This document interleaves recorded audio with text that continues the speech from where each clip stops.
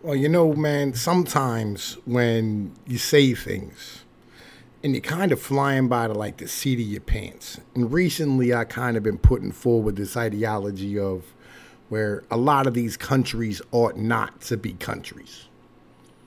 And later on you run into some information that verifies what you're saying was a positive mentality to have.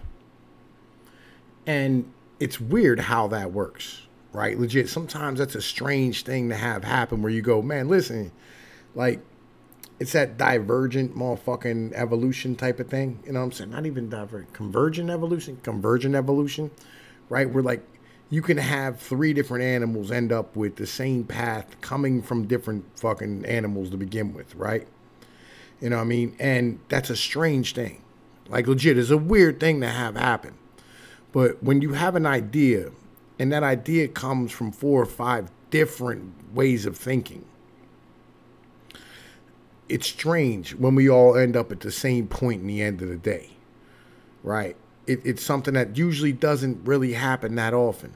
But I'm going to tell you what, sometimes it does. And this happens to be one of those times. Let's get into this. You know what I'm saying? This is Robert Kaplan, The Revenge of Geography. Colloquia on his work, both his authorship but also journalism in the field. His address at Lee Chapel was as well attended back then as it is this evening. And so his visit this time has been no less. Dive right into it. I'm going to start in 1755 in Lisbon, Portugal. It was the time of a great earthquake that killed tens of thousands of people. The French philosopher Voltaire, who was about 60 years old at the time, said the earthquake, he was opposed to the earthquake. He did not accept it. And you laugh, people laughed at the time, but Voltaire had something very serious in mind. He said that he was against all natural and impersonal forces that circumscribed the work and the livelihoods of individuals and human beings, and that humankind should never give in to natural forces like an earthquake, but should continue to strive and better things on Earth. And you know, man, I think that's a stupid ideology as a whole, right? I'm gonna tell you why. My mentality is very much the mentality of Native Americans and many other individuals across this planet, where I say, yo, look, you should really work with nature around you. You should live among nature because you're part of it. No matter how much you want to try to pretend that you're not, at the end of the day, what happens in the world around you affects you. And what you do will affect the world around you. And it's important to understand that. You're not going to stand here and be able to fight off nature forever, because eventually your body will give in and you'll end up collapsing, and the microbial forces from inside of your body and outside will end up decomposing you. Ultimately, your whole life is a battle against, you know what I'm saying, like nature taking over. And it's better that you stand here and understand this and come to terms with your own shit and come to terms with the fact that you are an animal and you're part of this world, whether you like it or not. And you can't fight it. Your individualistic mentalities are just that, mentalities. Ultimately, in the long run, we're all dead. Just what the fuck it is. Let's keep rocking. And what Voltaire was really getting at was something very serious.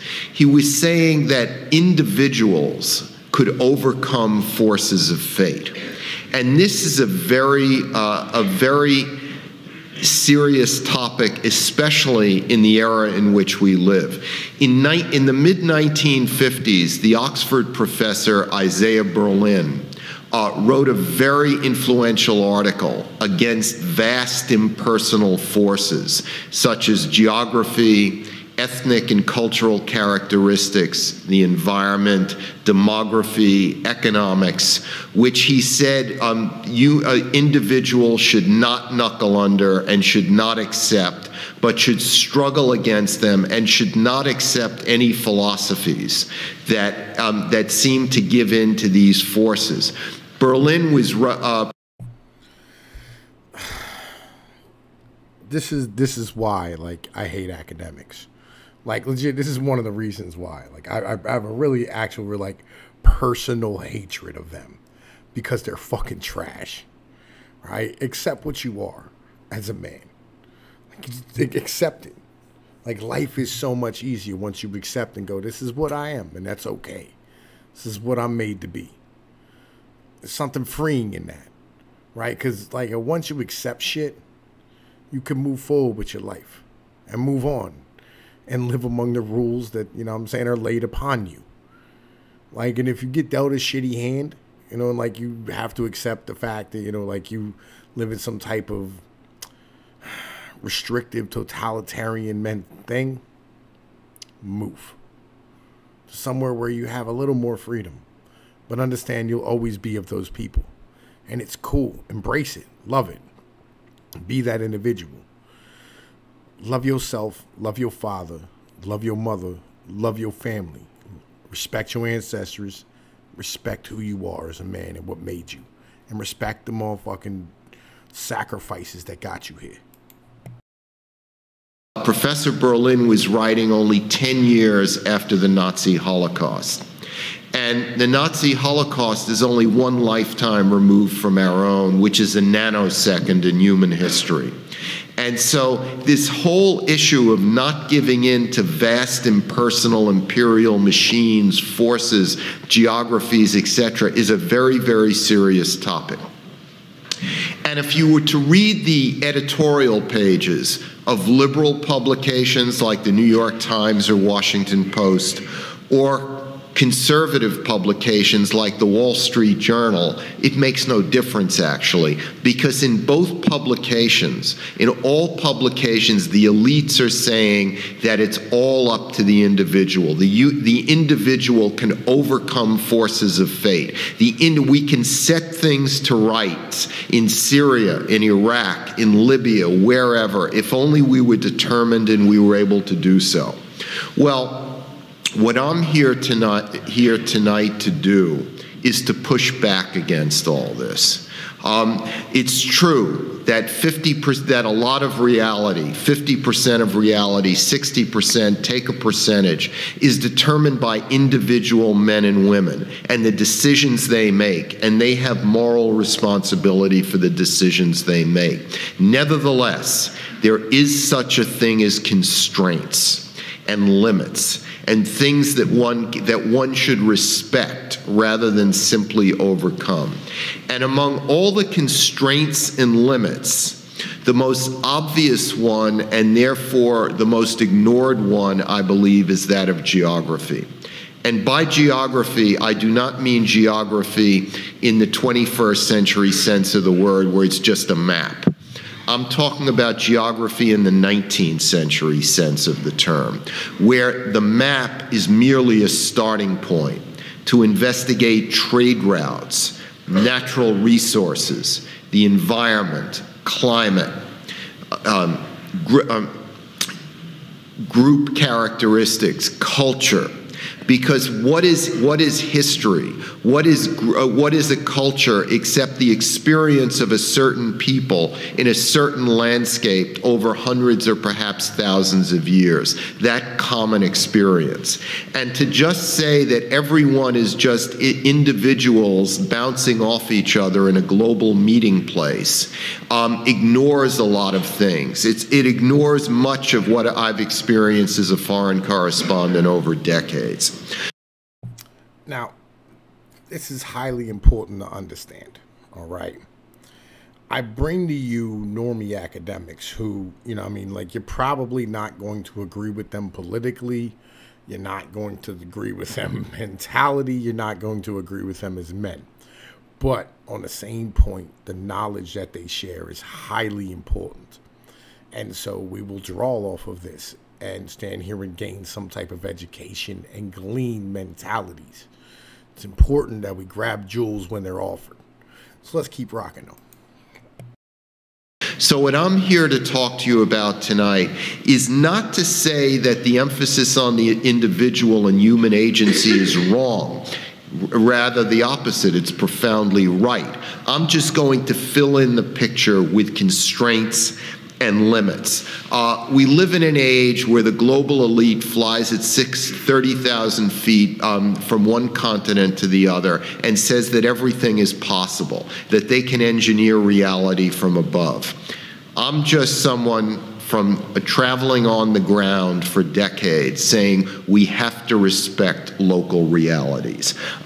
Geography does not negate this, but it just offers a more powerful way to look at the world, to supplant everything we know about the forces of individuals. And so let me go around the world a bit. Why don't I start with the Middle East and with Tunisia especially. The Arab Spring began in Tunisia in the last weeks of 2010. It was not wholly an accident that it started in Tunisia. Tunisia is the closest place in the Arab world geographically to Europe. For most of history, Tunisia had an organic, fluid relationship with Sicily and Italy. Morocco may technically be closer to Spain than Tunisia is to Italy, but Italy was the heart of Europe. Tunisia is closest to the heart of Europe, the most Europeanized country. Tunisia was founded by the ancient Carthaginians and the Romans. If you travel along Tunisia's roads in the northern one-third of the country, chances are it'll be a road that was originally Roman or Byzantine. It's a real state. It has a state mentality. It has real institutions that function. And institutions are the most crucial aspect of governance. Everything from motor vehicles bureaus to agricultural extension services, the electricity, water, the very things we take for granted and don't even think about, many countries in the world cannot rely on. Tunisia's fortunate in this respect. So it has a real state mentality.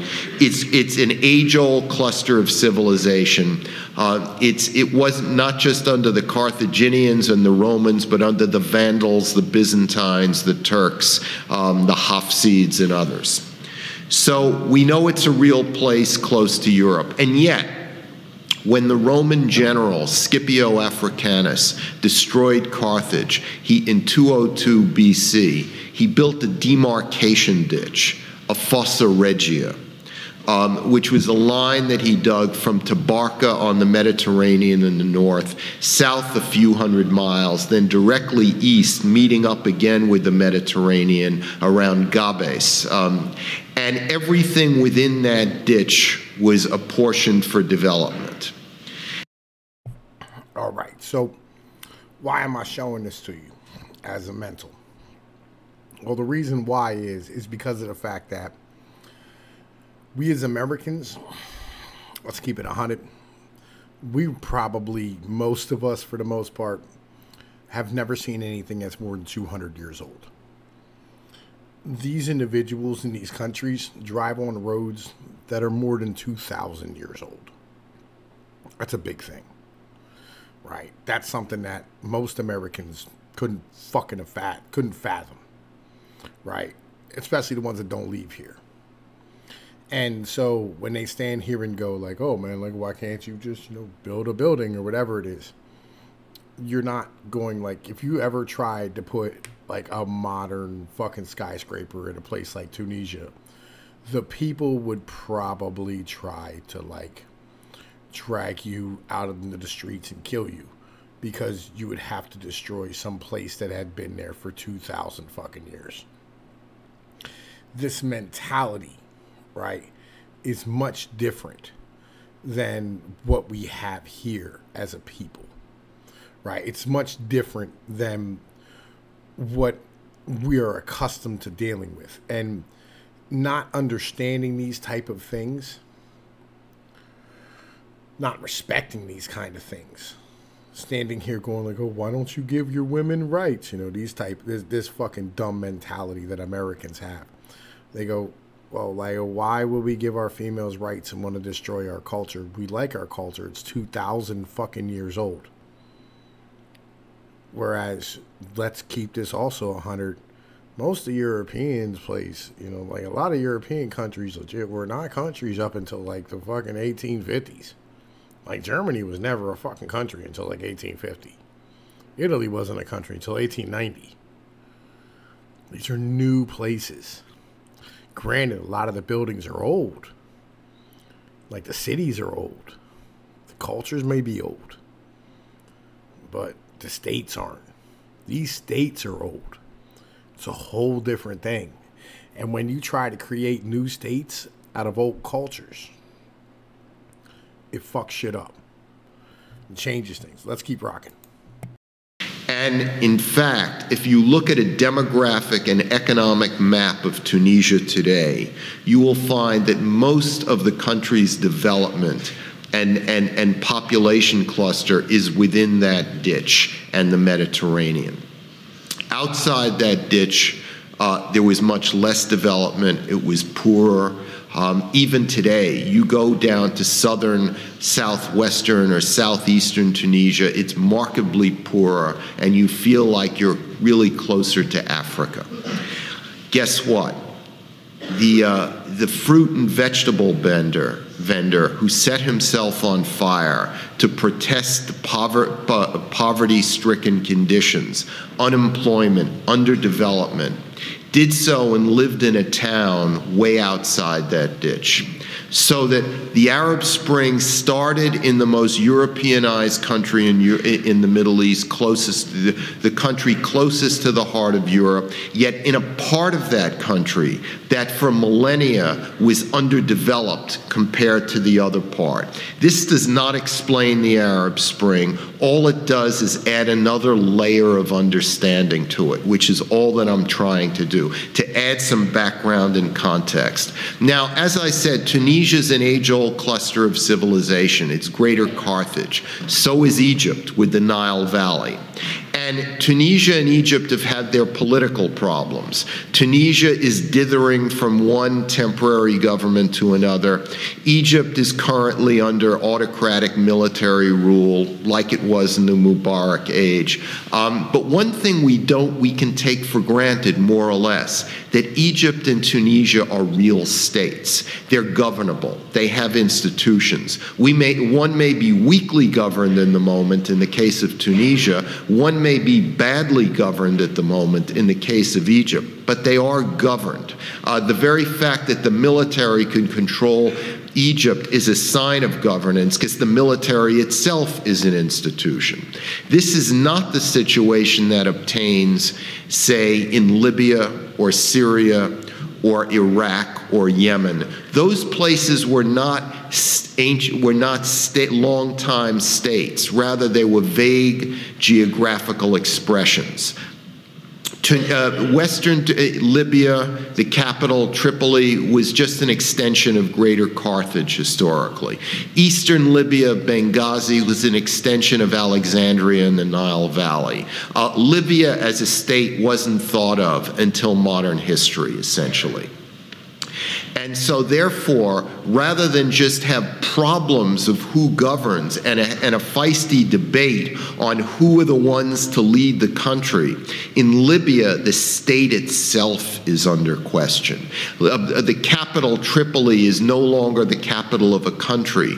It's merely the weak point of imperial-like arbitration for governing sects and tribes. It's weird. Sounds a lot like what I've been preaching recently. That's strange. You know what I'm saying? Because I'll be honest with you, Tom P shouldn't be able to stand here and like say these things and spout this stuff off to people. Like legit. Like I shouldn't be able to like just pull this card out the top of my head. Like, man, why are these places? Like, why are we fucking going through this? You know what I mean? Like, yo, why didn't we stand here and redraw these fucking map borders? That's weird. That's a weird one right there. You know what I mean? Legit. strange. It's kind of like just with a little bit of studying, you can come up to an understanding of an individual who actually spent years on the fucking ground there. That's kind of strange. Tribes in the Deep South and elsewhere. Places like Libya and Syria and Iraq are so geographically artificial that they had to be governed by particularly austere authoritarian regimes. The regimes in Egypt and Libya and Tunisia, they were authoritarian, but to a much lesser degree than in Syria, Iraq, and Libya. And this, again, goes back to geography, because in Egypt there's a natural state, the Nile Valley. In Tunisia there's a natural state, not so according to geography Libya or Syria or certainly Iraq, which was a cobbled together creation of the British, putting the Kurdish mountains together with a Sunni center and a tribalized Shia south. Yemen, in fact, is an age-old cluster of civilization, but not one civilization, several, about a half dozen, Hadramuti, Himyarite, Sabian, etc., because Yemen is infernally divided from within by mountains. The Turks only nominally controlled Yemen. They governed from the coast and did not disturb the tribes inland. The British governed from the coast as well and arranged truces between the tribes inland. Ali Abdullah Saleh. Again, like why are these countries? I mean, that's a real question. Like why aren't we having the conversation about just dividing these places and going, instead of having y'all argue about a power center between two, like, fucking, warring factions, why don't we just give you each your own area and, like, go here? You know what I'm saying? Like, y'all are good now. And now you can have peace and chill. It's almost like what the British did back in the day by drawing these fucking lines, have completely fucked this area and caused most of these problems. It's weird how that works. That's a strange situation.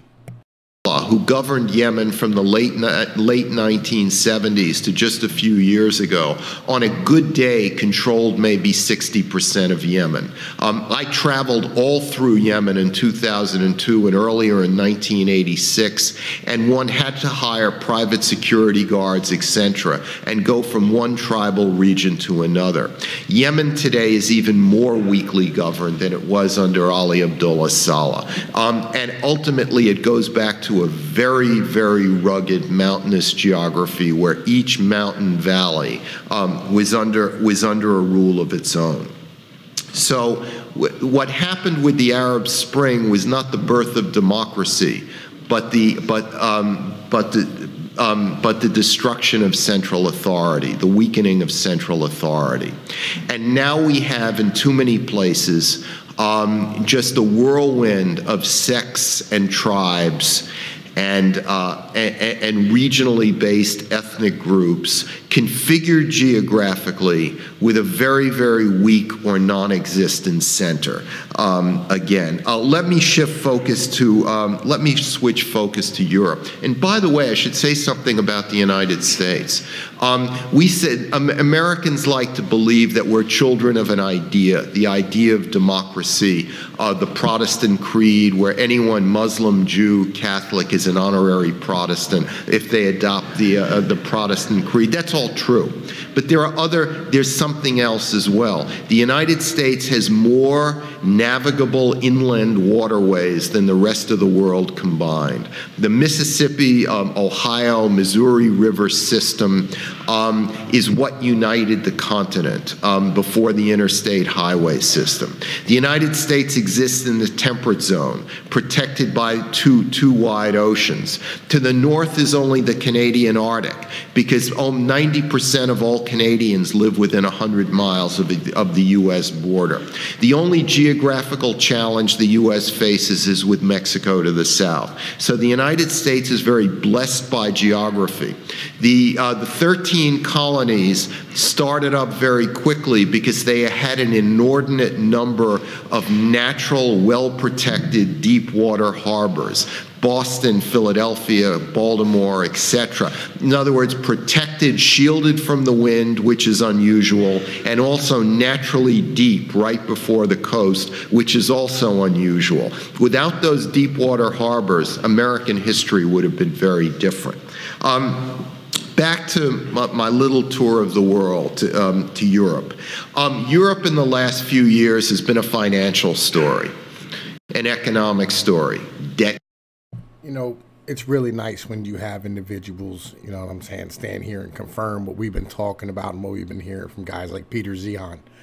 You know what I mean? It's a really beautiful thing when we, you know, we had the ability to like confirm our information. You know how they say about the news, you're supposed to have two sources for every story?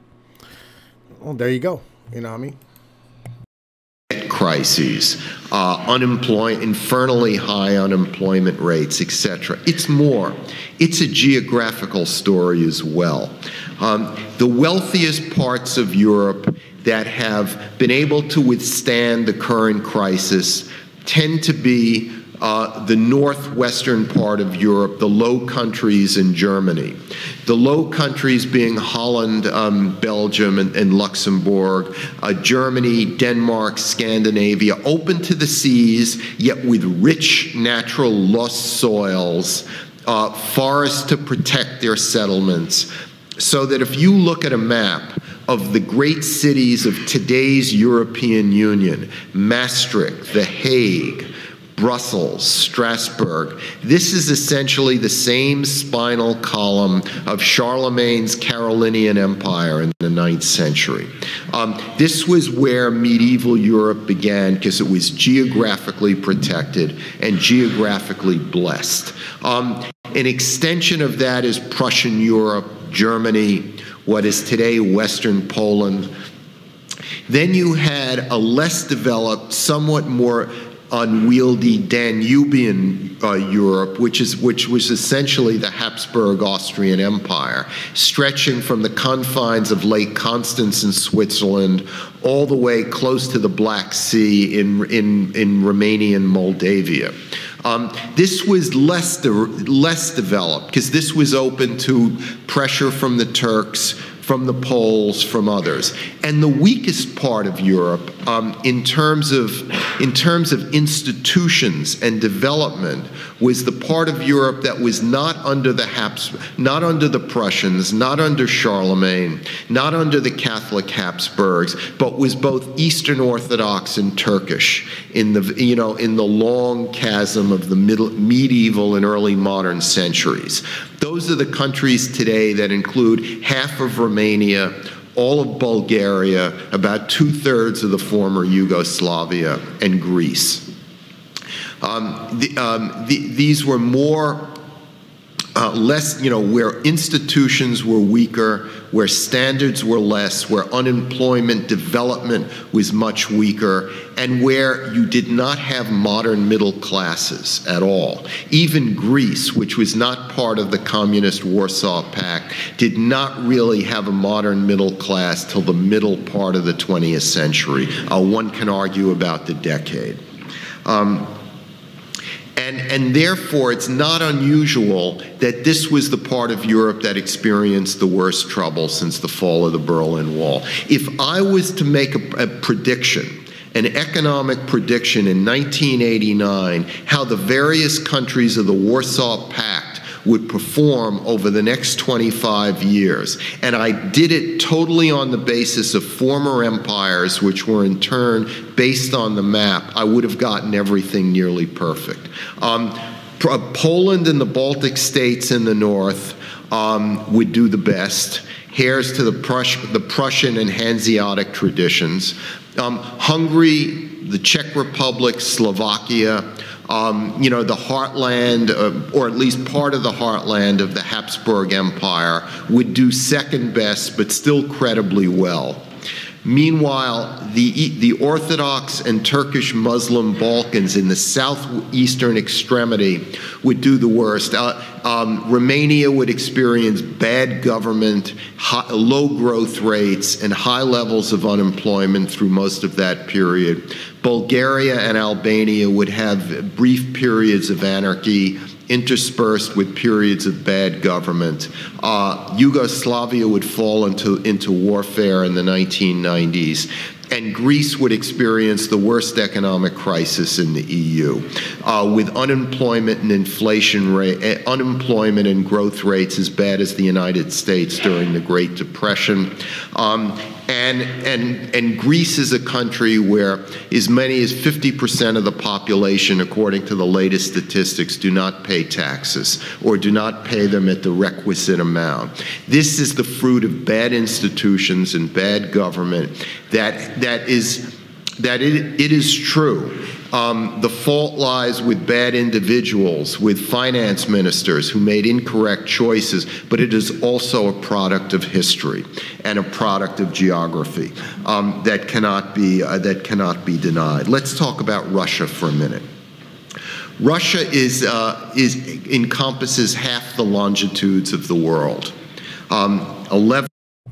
Let me say this, right? Like, I'll be honest with you. I don't know as much as I probably should about Eastern Europe, right? Like, it wasn't something that was important to, like, me as a fucking kid, you know what I mean? Like, in general, because, like, I didn't know any Eastern European people as a whole. Like, I just didn't know them, you know what I mean? Like, it wasn't a place in the world I paid attention to.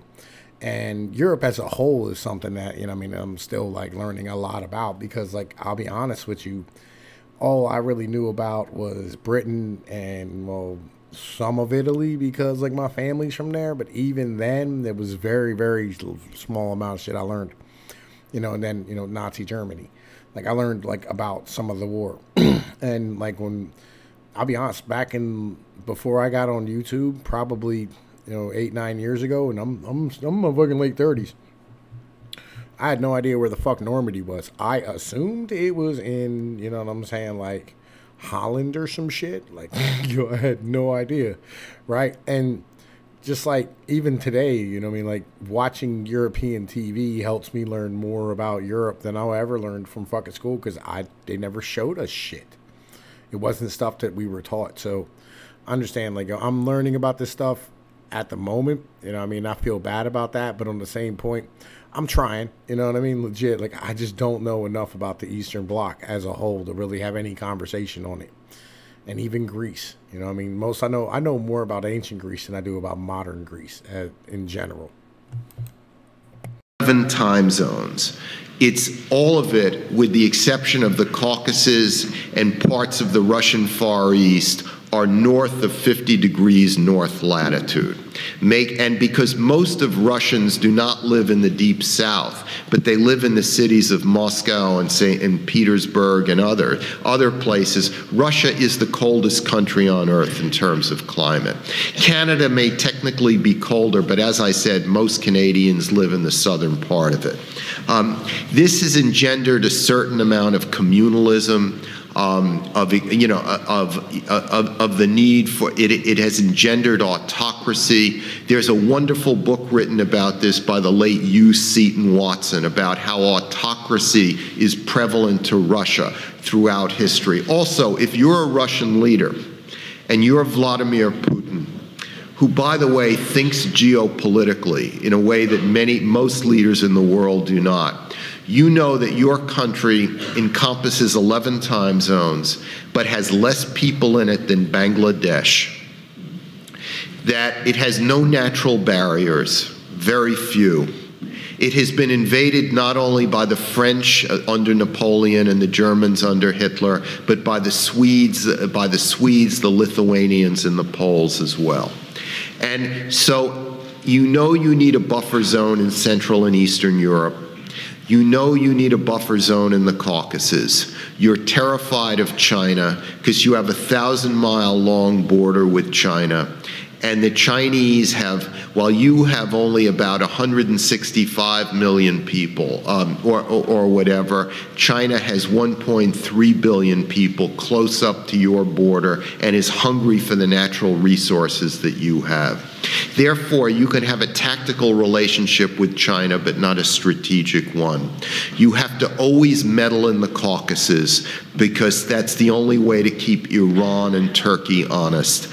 And Although you do not want to recreate the Warsaw Pact. After all, Putin knows that it was the expense of keeping up the communist empire that basically destroyed the Soviet Union in the first place. You do want a traditional sphere of influence in Central and Eastern Europe. In other words, the Warsaw Pact may be dead, but Russia is still big. It's right next door. And so the Russian factor still hovers greatly over the rulers in Brussels and Berlin, because they know that the EU crisis, which is now a half-decade old, the European Union, has lost a significant degree of bandwidth, of security, geopolitical bandwidth in Central and Eastern Europe, which the Russians are now trying to fill. Everything from buying up electricity grids to buying banks to running intelligence services,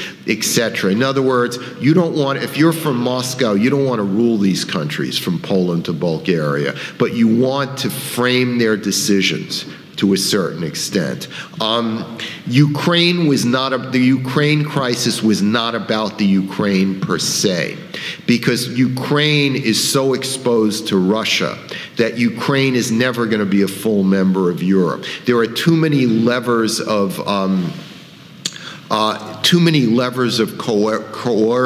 coercion geographically determined that the Russians can force on the Ukrainians. What made the Ukrainian crisis significant was by basically telling the Ukrainians that they were not just going to join the EU. The Russians were able to signal to the Bulgarians, to the Romanians, to the Hungarians, to the Poles to watch out, that they had to pay as close of attention to Moscow as they did to Brussels, even though they were members of the EU. That in the 1990s, I say to people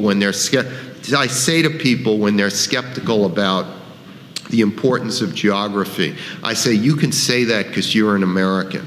If you were a Polish defense minister or a Romanian defense minister, you would not be thinking that way. Because if you're a Polish official or a Romanian official, the 1990s were wonderful. You joined the EU when it was strong. I mean, you got into the EU in the early 2000s when it was strong. You joined NATO in the late 90s when it was strong, before the Afghan war.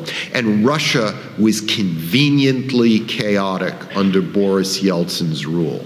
Russia is no longer chaotic. The EU is much weaker than it was a few years ago. And NATO is coming off a 10-year war in Afghanistan that it's basically lost, and is searching for direction.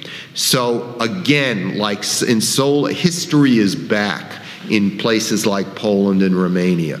People are looking both ways, not just to Brussels. Then we have China.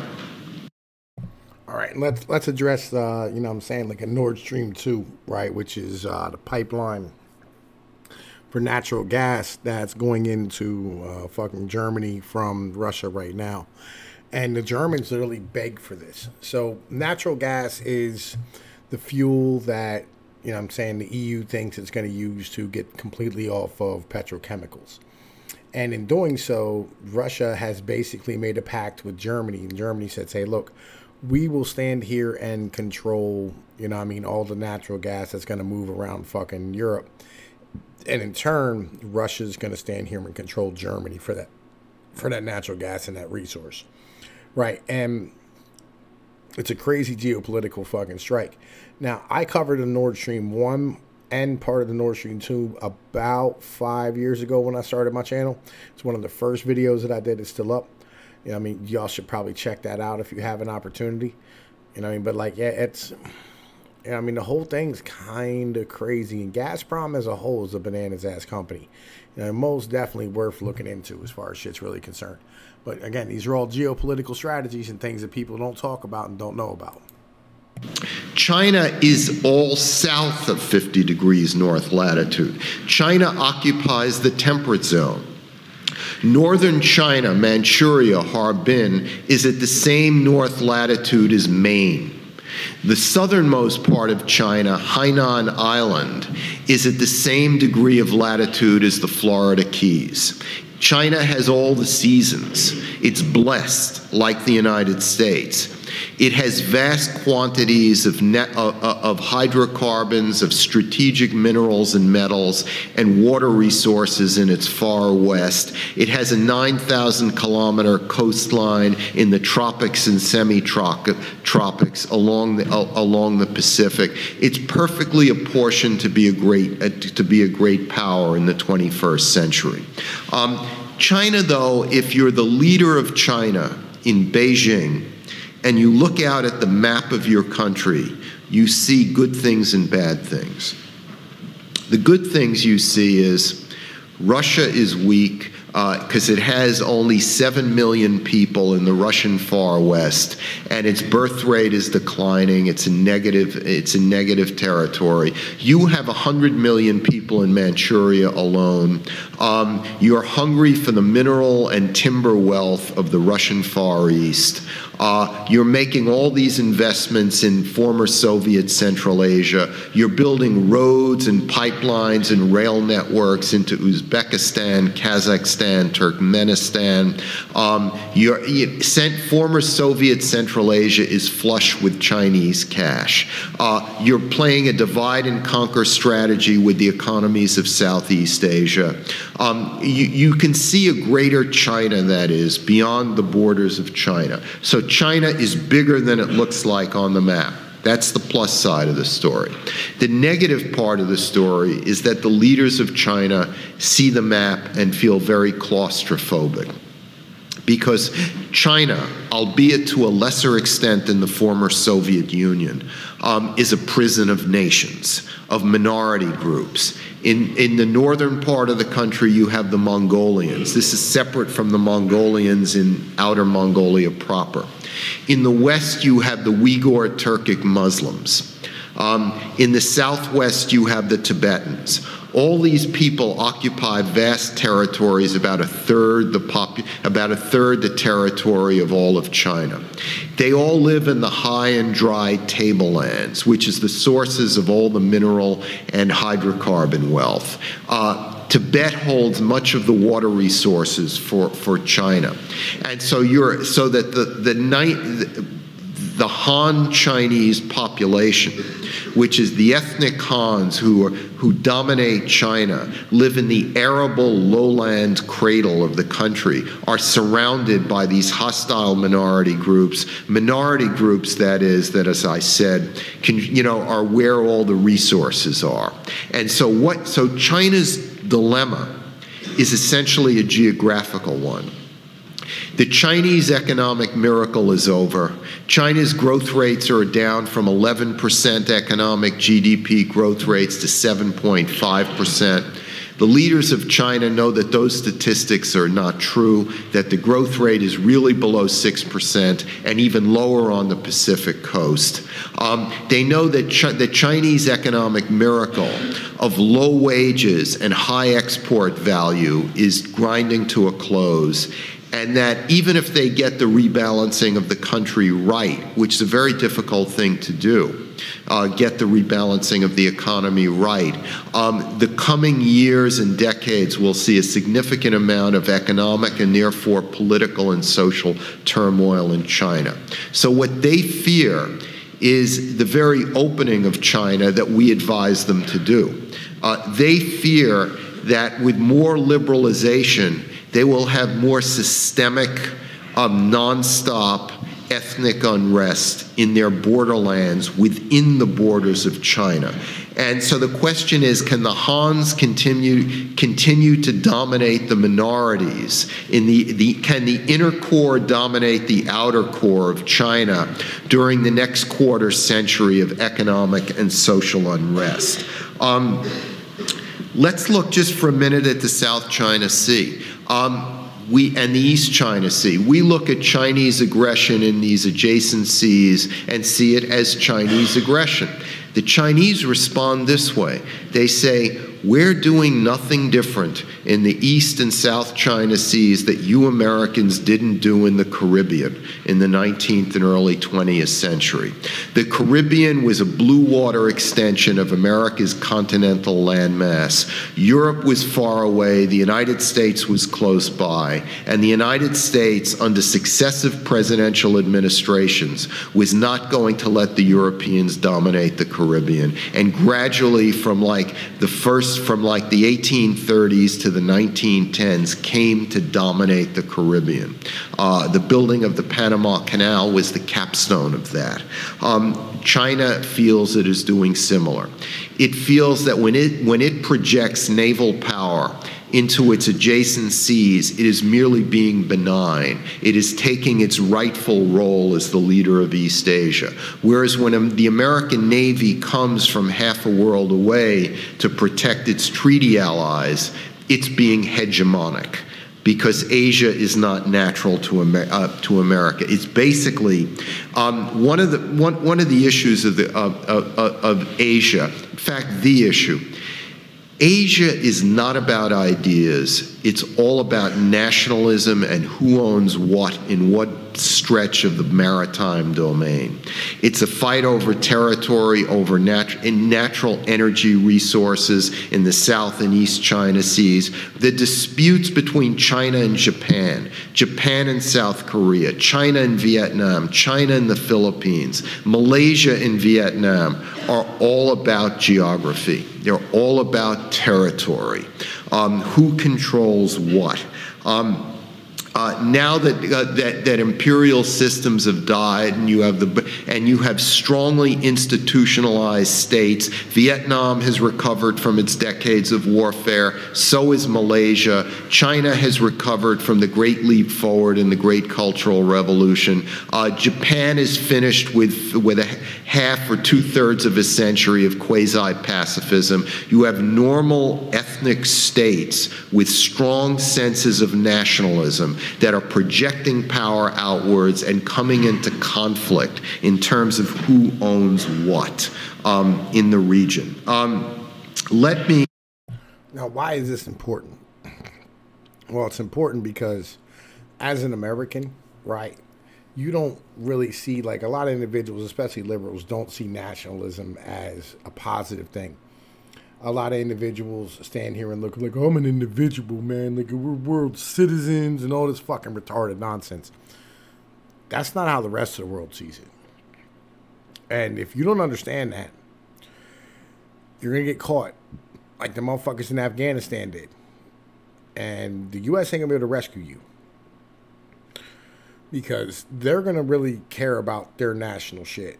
And America's going to stand here and go, well, we care about our citizens, but not enough to start a war over it, because they're not going to give a fuck about you. In the end of the day, you'll disappear. And nobody will say shit. It's important to understand. I haven't said anything about Iran. Iran, even though I talked about the Middle East, Iran was the great superpower of antiquity.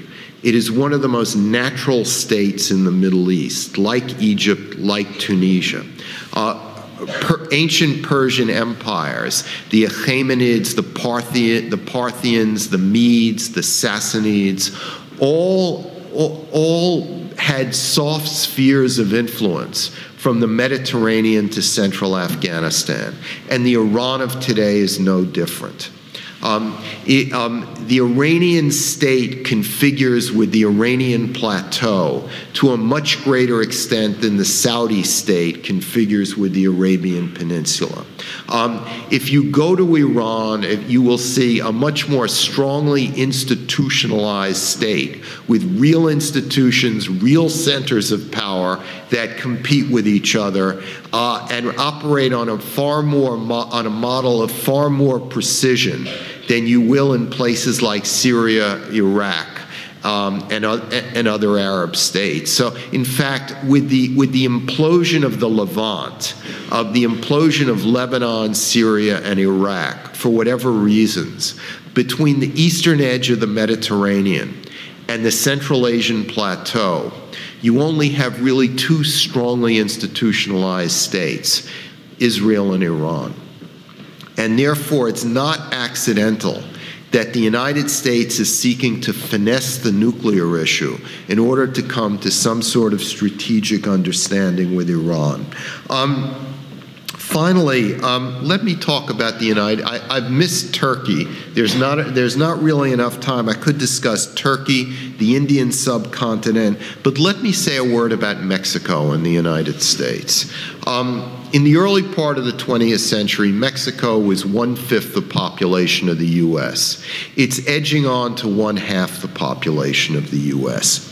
Its population growth rate is slowing down, but that in the U.S. has slowed down even more. So the average Mexican is in his 20s, the average American is in his 30s. So that the Mexican in population increases at a faster rate than that of the U.S.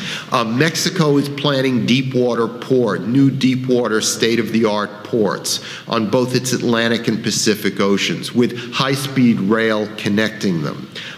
Mexico is now the 12th largest economy in the world at the same time that economies like Spain and Italy fall through the floor. Mexico is liable to break into the top 10 world economies over the next 15 years or so. Mexico just did something very, very important that did not get enough coverage in the media because it was largely a technical story. They liberalized their laws on ownership and investment in hydrocarbon firms. What that means, boiled down to simple English, is that Texas can now invest in the Mexican oil and natural gas industry. And that the business in Texas and in Mexico will fuse closer and closer together. Texas, by the way, is the heart of the shale gas boom. Most of the shale gas deposits are in Texas, Oklahoma, and Louisiana, with smaller amounts in North Dakota, Western Pennsylvania, Eastern Pennsylvania, Western New York State. The way energy is developing in North America, for all of our lifetimes, we've seen the United States as an east to west, sea to shining sea of mythic patriotic proportions as the geographical reality. But if you look at what's happening in Mexico with its population, with its energy industry, with investment from Texas, with more and more energy configuration between the United States and Canada, you see this east-west, sea to shining sea continuum slowly, organically being replaced by a north-south vision of North America, from British Columbia to Mexico City. In other words, in future generations. That when you look at a map of North America without the political boundaries, you see a mountain range from Alaska all the way down to the Andes and beyond. The idea that this mountain range is the West rather than just the north-south is something you only see when you put in those political boundaries. But North America will geographically reassert itself because of developments in Mexico. By the middle of the 21st century, as much as 40 to 50% of Americans will have a working knowledge of Spanish. That's real change that doesn't always get into the newspapers because it's a gradual change. It's not something dramatic. Let me close up with this. There's this notion that geography doesn't matter because it's been overtaken by technology, especially communications technology, whether it's jet planes or it's the internet or whatever. That's not true. Geography is what's happened. Technology has made geography more claustrophobic, but it hasn't negated geography. It's like this watch, which I'm holding. It's small, and you can have even smaller watches like the Earth. But in order to understand the workings of the watch, you have to take it apart and see all the gears inside of it. It's that way with the Earth's geography. More and more people, more and more interconnected, but that means each place affects every other place like never before. It used to be said that Africa doesn't matter, Latin America doesn't matter. They all matter now. Any country can be strategic. And in order to get a deeper level of understanding of what's going on in that country, you have to study its history, which originally is rooted in geography. Thank you very much for your time. Well, man, you know what I'm saying? I hope you all enjoyed that. I'll tell you what, it's time for bed for the motherfucking gorilla. It is what it is. We all got some stuff to think about. We'll conversate about it more later. Tell me what you think in the comments. Peace.